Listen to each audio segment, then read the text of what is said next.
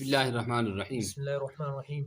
آن کی اعدا را بدریا در کشید، آن کے اعدا را بدا در کشید، آن کی اعدا آن کے اعدا را بدریا را بدریا در کشید، در کشید، ناقرا ناقرا از سنگ خارا از سنگ خارا برکشید، برکشید، چون عنایت چون عنایت قادر قیوم کرد، قادر قیوم کرد، در کف در کف داود آہن داود آہن موم کرد، موم کرد، با سلیما با سلیما داد ملک و سروری، داد ملک و سروری، شد مطیع خاتمش شد مطیع خاتمش دو پری، دو پری،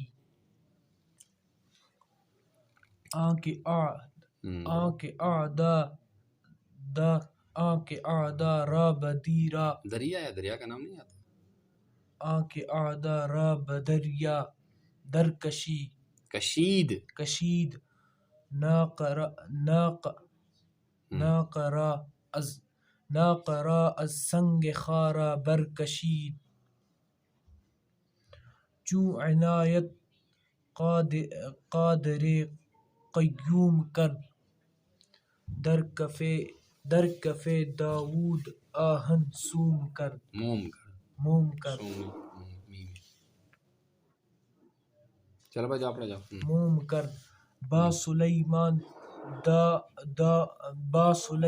دام ملک داد ملک و سروری، شد مطیع خاتمش دیو و پری۔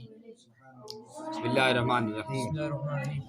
آن کی وہ ذات وہ ذات اعدا را بدریا در کشید، آدارا بدریا در کشید، وہ ذات کی جس نے دشمن کو دریا میں غرق کر دیا، وہ ذات کے جس نے دشمن کو دریا میں غرق کر دیا۔ یعنی اللہ تعالیٰ نے بنی اسرائیل کو نجات دی۔ انہوں نے موسیٰ علیہ السلام پر جب ایمان لایا تو اللہ نے ان کے لیے دریاؤں میں راستے نکال کر ان کو پار کر دیا اور فرعون کو غرق کر دیا۔ وَأَغْرَقْنَا عَلَى فِرْعَوْنَ وَأَنْتُمْ تَنظُرُونَ، قرآن نے بھی کہا اور یہ شعر اسی کی طرف اشارہ کر رہا ہے۔ ناقرا از سنگ خارا برکشید، ناقرا از سنگ خارا برکشید، اونٹنی کو سخت پتھر سے نکالا۔ سخت پتھر سے نکالا۔ یہ حضرت صالح علیہ السلام کی قوم نے ان سے کہا تھا کہ فَأْتِ بِآیَةٍ إِن كُنتَ مِنَ الصَّادِقِينَ، اے صالح اگر آپ سچے ہو تو ہمیں کوئی نشانی دکھائی۔ تو پھر انہوں نے پتھر سے اونٹنی نکال کر فرمایا کہ هَذِهِ نَاقَةُ اللَّهَ شِرْبٌ وَلَكُمْ شِرْبُ يَوْمٍ مَّعْلُومٍ، کہ یہ ایک اونٹنی ہے، ایک باری تو اس کی رہے گی پانی پینے کے لیے اور ایک تمہارے مال مویشی کے لیے رہے گی۔ تو وَلَا تَمَسُّوهَا بِسُوءٍ فَيَأْخُذَكُمْ عَذَابٌ أَلِيمٌ، ایک جگہ فرمایا کہ اس کے ساتھ چھیڑ چھاڑ نہیں کرنا ورنہ تم پر دردناک عذاب آ پڑے گا۔ انہوں نے پھر چھیڑ چھاڑ کی تو ان پر عذاب آ گیا۔ تو یہ کیا ہے؟ اونٹنی کو سخت پتھر سے نکالا گیا۔ چوں عنایت قادر قیوم کرد، لوہے کو نرم بنا دیا۔ قرآن نے کہا وَأَلَنَّا لَهُ الْحَدِيدَ، ہم نے کیا کہتے ہیں داؤد علیہ السلام کے لیے لوہے کو بالکل موم کر دیا۔ عام طور سے جب آہنگر لوگ انہیں لوہے سے کوئی سامان بنانا پڑتا ہے تو اپنی پھونکری میں ڈال کر اس کو آگ میں خوب گرماتے ہیں، پھر اس پر ہتھوڑے مارتے ہیں جب اس سے کوئی سامان بنتا ہے۔ لیکن حضرت داؤد علیہ السلام جیسے ہی لوہے کو اپنے دست مبارک میں لیتے تھے تو فوراً موم بن جاتا تھا، جو اس سے چاہتے تھے وہ بنا لیتے تھے۔ با سلیمان داد ملک و سروری، با سلیمان داد ملک و سروری، سلیمان علیہ السلام کو حکومت اور سرداری عطا کی۔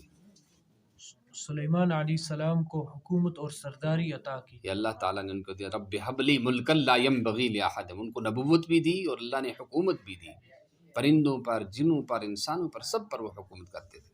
شد مطیع خاتمش دیو و پری، شد مطیع خاتمش دیو و پری، دیو اور پریاں ان کی انگوٹھی کی فرمان بردار اور تابع دار بن گئے۔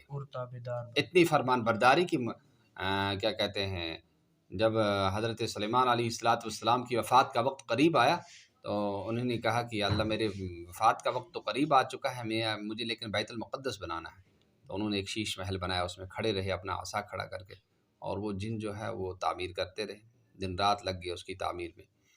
تو اللہ نے ان کو ان کی انگوٹھی کا فرمان بردار بنا دیا تھا ان کے، تو اسی حال میں ان کی موت واقع ہو گئی۔ تو کئی سال گزر گئے، ان کے عصا کو دیمک چاٹ رہا تھا، کھا رہا تھا۔ تو جن یہ سمجھ رہے تھے کہ شاید سلیمان علیہ السلام زندہ ہیں اور ہمیں دیکھ رہے ہیں، لیکن جب تعمیر پوری ہو گئی تو دیمک نے ان کے اس عصا شریف کو کھا کھا کر ختم کر دیا۔ تو وہ عصا جب ٹوٹا تو ان کا جسد اطہر وہ زمین پر آیا۔ جب زمین پر آیا تو جنوں کو پتہ لگ گیا کہ یہ تو گزر چکے ہیں۔ پر وہ کہ اللہ کانوا یعلمون الغیب ما لبثوا علمت الجنۃ اللہ کانوا یعلمون الغیب ما لبثوا فی العذاب المہین۔ تو جنوں کو یہ پتہ چل گیا کہ ہم غیب نہیں جانتے، اگر ہم غیب جانتے ہوتے تو ہمیں آج تک اتنے پاپڑ نہ پیلنے پڑتے اور اتنی محنتیں ہمیں نہ کرنی پڑتی، یہ تو گزر چکے ہیں اور ہم کام میں لگے ہوئے تھے۔ تو اس طرح سے اللہ تعالیٰ نے حضرت سلیمان علیہ السلام کو دنیاوی اور دینی عزت سے سرفراز سربلند فرمایا تھا۔